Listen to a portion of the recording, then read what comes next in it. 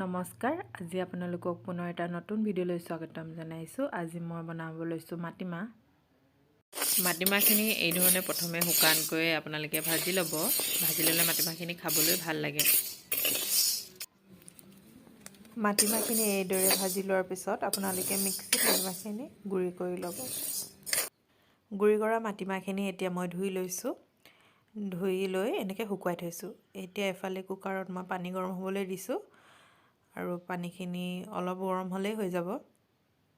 মাটিমাহ বনাবলৈ আমাক লাগিব আজি ঔটেঙা, ধনিয়া, আদা ৰচুন খুন্দি থৈছোঁ, সোৱাদ অনুসৰি নিমখ আৰু হালধি, আৰু লাগিব আমাক অলপ মিঠাতেল।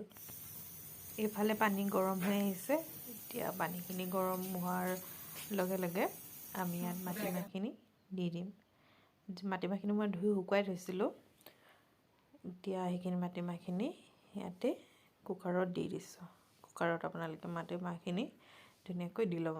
মাটিমাহখিনি কুকাৰত দিয়াৰ পিছত আমি এতিয়া অন্য সামগ্ৰীখিনি দি দিম, যিখিনি আমি অথনি দেখাইছিলোঁ সেই সামগ্ৰীখিনি ইয়াতে দি দিম। এতিয়া মই অলপ দিম মিঠাতেল মই দিলোঁৱেই, যিটো ভিডিঅ' কৰিব থাকি গ'ল। এয়া নিমখ আৰু হালধি দি দিছোঁ। সোৱাদ অনুসৰি নিমখ আৰু হালধিটো দিব, আৰু ঔটেঙাখিনিও দি দিম। ঔটেঙাখিনি পাৰিলে আপোনালোকে থেতালি ল'ব। মই এনেকুৱা টুকুৰাকৈ কাটি লৈ দি দিছোঁ। যেনেকৈ দিলেও হয়, যিটো ভাল পায় আপোনালোকে তেনেদৰেই দিব পাৰে। এতিয়া মই কুকাৰৰ ঢাকনখন লগাই দিম আৰু ইয়াত 2টাৰ পৰা 3টা চিটি মাৰিবলৈ দিম।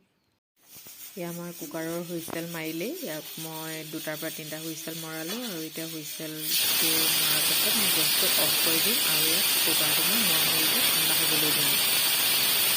কুকাৰটো নৰ্মেলি ঠাণ্ডা হোৱাৰ পাছত আকৌ ঢাকনখন খুলি মাটিমাহখিনি মই পুনৰ গেছত উঠাই দিম আৰু গেছটো অলপ কমাই ৰাখিম। গেছত মাটিমাহখিনি উঠোৱাৰ পিছত ইয়াতে মই এতিয়া দিম খাৰ। আপোনালোকে চ'দা খাৰো ইউজ কৰিব পাৰে, আৰু খাৰ দিওঁতে আপোনালোকে অলপকৈ ব্যৱহাৰ কৰিব, নহ'লে মাটিমাহখিনি উতলি পৰি যাব পাৰে। মই কল খাৰখিনি দি ল'লোঁ, আৰু এতিয়া ইয়াতে মই আদা ৰচুন আৰু ধনিয়াখিনি দি দিম।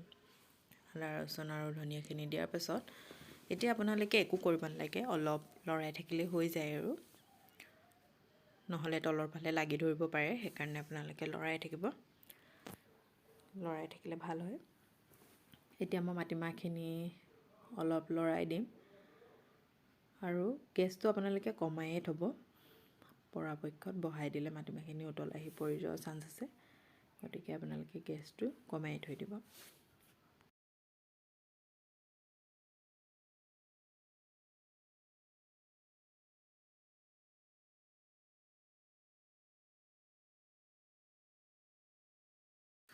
মাটিমাহখিনি উতলি পিছত আমাৰ এইটো কালাৰো হৈ গ'ল, আৰু এতিয়া মাটিমাহখিনি প্ৰায় হৈ গ'ল ৰেডি। আৰু এতিয়া আমি গেছটো অফ কৰি দিম লাহেকৈ। এইখিনি এতিয়া ধুনীয়াকৈ লৰাই দিব, আৰু এতিয়া গেছটো অফ কৰি দিব। চাওকচোন ইমান ধুনীয়া কালাৰ এটা আহিছে, খাবলৈও ভাল লাগে এনেকৈ ঔটেঙা দিলে মাটিমাহ।